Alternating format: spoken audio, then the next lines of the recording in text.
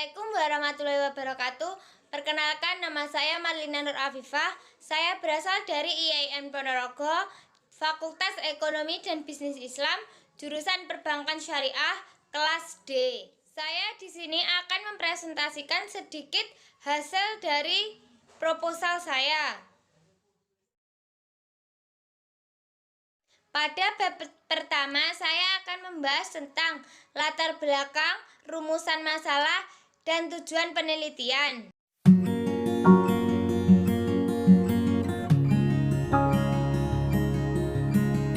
Yang pertama, saya akan memaparkan sedikit latar belakang yang saya ambil.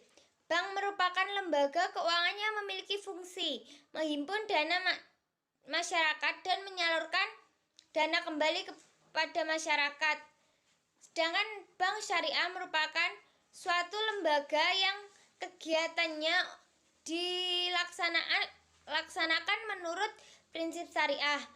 Bank syariah terdiri dari beberapa lembaga, diantaranya lembaga keuangan syariah, lembaga reksadana syariah, lembaga reasuransi syariah, lembaga sekuritas syariah, lembaga asuransi syariah, dan lembaga yang lainnya.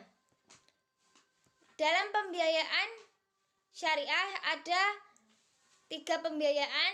Yang pertama, pembiayaan jual beli yang terdiri dari murabahah, salam, dan istisna. Yang kedua, pembiayaan sewa menyewa yang terdiri dari ijarah dan ijarah mutahiyyah bitamlik.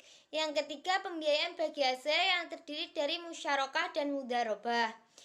Di sini saya akan memfokuskan pada pembiayaan jual beli, yaitu pembiayaan murabahah.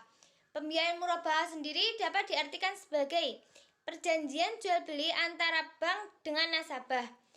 Bank membelikan barang atas spesifikasi yang diminta dan diperlukan oleh nasabah, kemudian pihak bank menjual kepada nasabah sebesar harga perolehan ditambah margin atau keuntungan yang telah disepakati.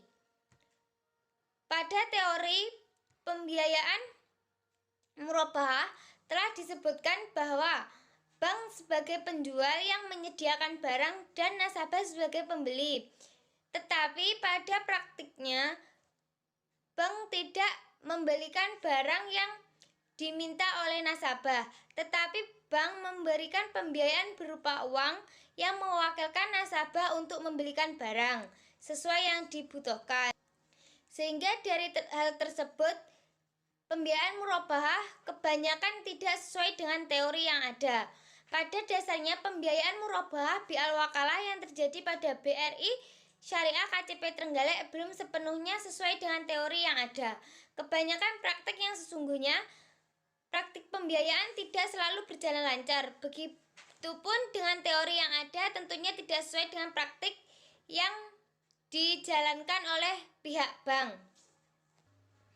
Teori menyatakan bahwa dalam pembiayaan murabahah, bank sebagai pemilik dana membelikan barang sesuai dengan spesifikasi yang diinginkan oleh nasabah yang membutuhkan pembiayaan, kemudian menjualnya kepada nasabah tersebut dengan penambahan keuntungan tetap yang disepakati. Sehingga dari paparan latar belakang di atas, saya melakukan penelitian yang lebih dalam dan mengambil judul Analisis Pembiayaan Murabahah bi'al-wakalah dalam usaha mikro pada BRI Syariah KCP. Yang kedua, saya akan menjelaskan sedikit rumusan masalah. Yang pertama, rumusan masalah yang saya ambil yaitu bagaimana pelaksanaan pembiayaan murabahah bi'al-wakalah pada usaha mikro pada Bank BRI Syariah KCP Trenggalek. Yang kedua, bagaimana kontribusi produk pembiayaan murabahah bi'al-wakalah dalam meningkatkan pendapatan pada Bank BRI Syariah KCP Trenggalek. Selanjutnya, tujuan penelitian. Tujuan penelitian saya yaitu untuk mengetahui bagaimana pelaksanaan pembiayaan murabahah bi'al-wakalah pada usaha mikro pada Bank BRI Syariah KCP Trenggalek. Yang kedua, untuk mengetahui kontribusi produk pembiayaan murabahah bi'al-wakalah dalam meningkatkan pendapatan pada Bank BRI Syariah KCP Trenggalek. Selanjutnya yaitu kajian pustaka. Dalam penelitian ini ada beberapa kajian pustaka yang saya ambil, yaitu diantaranya yang pertama dari Azifatur Raifah yang berjudul Implementasi Pembiayaan Murabahah bil Wakalah sebagai upaya untuk meningkatkan ekonomi peternak sapi pada LKS Asri Cabang Sendang. Yang kedua dari Yasar Wildantio yang berjudul Aplikasi Akad Murabahah bil Wakalah dalam Pembiayaan Mikro di BRI Syariah KCP Kudus. Yang ketiga dari Ari Astuti yang berjudul Implementasi Akad Murabahah bil Wakalah pada produk pembiayaan KSPPS Binama Semarang. Yang keempat yaitu berasal dari Wike Ariska yang berjudul Penerapan Akad Murabahah bil Wakalah dalam pembiayaan KUR atau kredit usaha rakyat mikro di PT BRI Syariah KCP Setabat. Yang kelima yaitu dari Fadila Rahma Aurina yang berjudul Prosedur Akad Murabahah al-Wakalah pada pembiayaan BSM Implan di Bank BRI Syariah Kantor Cabang Malang. Yang selanjutnya dari Naila Wardatul Jannah yang berjudul The Implementation of Murabahah bil Wakalah Financing in BRI Syariah Unit Genteng Banyuwangi Syariah Fakulti State Islamic University Maulana Malik Ibrahim Malang. Yang terakhir dari Bagia Agung Prabowo dan Jasri bin Jamal yang berjudul Concept and Application of Akad Wakalah in Murabahah Financing in Islamic Banking, a Comparative Study Between Indonesia and Malaysia. Yang kedua, saya akan membahas tentang landasan teori. Landasan teori yang saya ambil ada beberapa, yaitu yang pertama landasan teori tentang pembiayaan. Dari landasan teori pembiayaan, saya mengambil beberapa subbab, yaitu yang pertama, pengertian pembiayaan, yang kedua, tujuan pembiayaan, yang ketiga, jenis pembiayaan, yang keempat, prinsip kehati-hatian dalam bank melakukan pembiayaan, yang kelima, analisis pembiayaan. Pembiayaan sendiri dapat diartikan sebagai penyaluran dana atau barang kepada seorang nasabah dengan membayar cicilan atau angsuran di kemudian hari sesuai dengan perjanjian yang telah disepakati. Teori yang kedua yaitu tentang pembiayaan murabahah.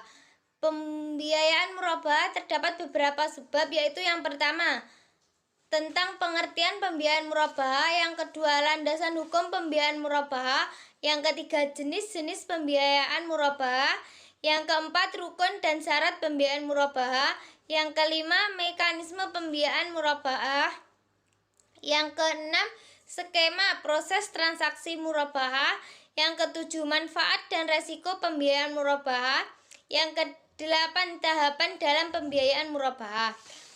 Pembiayaan murabahah sendiri dapat diartikan sebagai transaksi jual beli yang dilakukan pihak bank dengan nasabah. Bank membelikan barang dengan spesifikasi yang diinginkan oleh nasabah, kemudian menjual kepada nasabah dengan sebesar harga perolehan ditambah margin atau keuntungan yang disepakati antara pihak bank dengan pihak nasabah. Landasan teori yang ketiga yaitu tentang wakalah. Dalam teori wakalah ada beberapa subbab yang saya paparkan, yaitu yang pertama pengertian wakalah, yang kedua landasan hukum wakalah, yang ketiga skema wakalah. Wakalah sendiri dapat diartikan sebagai pelimpahan kekuasaan oleh seseorang sebagai pihak pertama kepada orang lain sehingga pihak kedua dalam hal-hal yang diwakilkan. Wakalah sendiri dalam bahasa Arab dapat berarti menolong, memelihara, mendelegasikan, atau menjadi wakil yang bertindak atas nama orang yang diwakilinya. Teori yang keempat yaitu tentang pembiayaan murabahah bil wakalah. Dalam teori pembiayaan murabahah bil wakalah ada beberapa subbab, yaitu yang pertama pengertian pembiayaan murabahah bil wakalah, yang kedua syarat murabahah bil wakalah, yang ketiga skema pembiayaan murabahah bil wakalah, yang keempat tujuan pembiayaan murabahah bil wakalah. Akad murabahah bil wakalah merupakan jual beli di mana lembaga keuangan syariah mewakilkan pembelian produk kepada nasabah. Kemudian setelah produk tersebut didapatkan oleh nasabah, kemudian nasabah memberikan kepada pihak lembaga keuangan syariah atau kepada pihak bank. Landasan teori yang kelima yaitu usaha mikro. Usaha mikro ada beberapa subbab yang saya bahas, yaitu yang pertama, pengertian usaha mikro, yang kedua, kriteria usaha mikro, yang ketiga, ciri-ciri usaha mikro, yang keempat, usaha mikro di BRI Syariah. Usaha mikro sendiri dapat diartikan sebagai usaha ekonomi produktif yang dimiliki perorangan maupun badan usaha sesuai dengan kriteria yang ditetapkan oleh Undang-Undang Nomor 20 Tahun 2008. Yang selanjutnya bab 3 yaitu metode penelitian. Metode penelitian merupakan cara kerja atau tata cara untuk memahami objek tertentu yang menjadi sasaran dari ilmu pengetahuan yang bersangkutan. Jenis penelitian yang saya gunakan yaitu jenis penelitian kepustakaan dan jenis penelitian lapangan. Penelitian kepustakaan yaitu dengan menggunakan metode penelitian yang objek penelitiannya berupa bahan-bahan kepustakaan seperti buku, internet, jurnal, serta kepustakaan lainnya yang berkaitan dengan penelitian saya. Selanjutnya penelitian lapangan, yaitu penelitian yang saya lakukan di Trenggalek tentang terjadinya gejala dalam hal di Bank BRI Syariah Cabang Trenggalek dengan menggunakan metode kualitatif.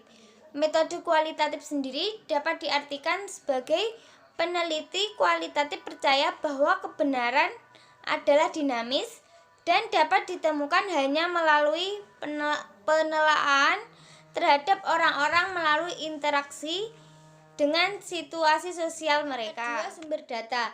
Dalam penelitian ini yang digunakan ada dua sumber data, yaitu data primer dan data sekunder.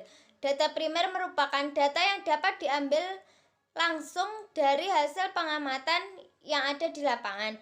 Sedangkan data sekunder merupakan data olahan yang diambil penulis sebagai pendukung atas penelitian, yaitu dari sumber-sumber yang dapat dipercaya dan dapat dipertanggungjawabkan secara ilmiah, yaitu dengan melakukan studi pustaka dan penelusuran melalui internet. Teknik pengumpulan data. Teknik pengumpulan data yang saya ambil ada dua, yaitu yang pertama dokumentasi. Dokumentasi ini saya ambil dari dokumen-dokumen profil perusahaan, yaitu Bank BRI Syariah Cabang Trenggalek. Dalam hal ini saya mempelajari tentang profil dengan mengambil sumber dari website Bank BRI Syariah Cabang Trenggalek. Yang kedua, wawancara atau interview.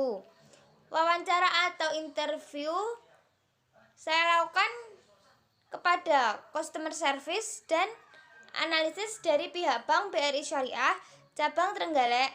Wawancara ini saya lakukan untuk mendapatkan informasi secara langsung tentang aplikasi dan penggunaan akad pembiayaan murabahah yang ada di Bank BRI Syariah Cabang Trenggalek. Di mana informasi yang saya dapatkan nantinya yaitu mengetahui secara jelas bagaimana prosedur pelaksanaan pembiayaan murabahah yang diterapkan pada Bank BRI Syariah KCP Trenggalek. Teknik analisis data.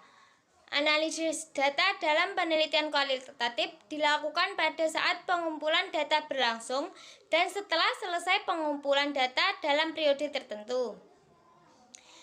Dalam penelitian data ini, teknik analisis datanya terdapat tiga, yaitu yang pertama reduction, yang kedua data display, yang ketiga conclusion drawing.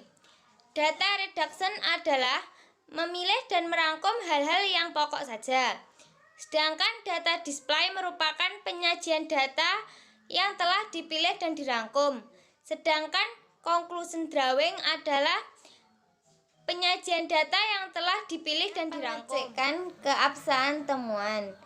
Agar dalam penelitian dapat dipertanggungjawabkan sebagai penelitian ilmiah, perlu dilakukan uji keabsahan data. Saya mengambil uji keabsahan data beberapa, yaitu yang pertama kredibilitas, yang kedua perpanjangan pengamatan, yang ketiga meningkatkan kecermatan dalam penelitian, yang terakhir yaitu triangulasi. Dalam triangulasi masih dibagi menjadi 3, yaitu yang pertama triangulasi sumber, yang kedua triangulasi teknik, yang ketiga triangulasi waktu. Yang selanjutnya yaitu analisis kasus negatif yang terjadi pada saat penelitian dilakukan. Yang selanjutnya menggunakan bahan referensi. Referensi merupakan pendukung untuk membuktikan data yang telah ditemukan oleh peneliti. Dalam laporan sebaiknya data-data dilengkapi dengan foto atau dokumen autentik sehingga menjadi lebih dapat dipercaya dalam saat penelitian. Sekian presentasi dari saya. Ada kurang lebihnya saya mohon maaf. Wassalamualaikum warahmatullahi wabarakatuh.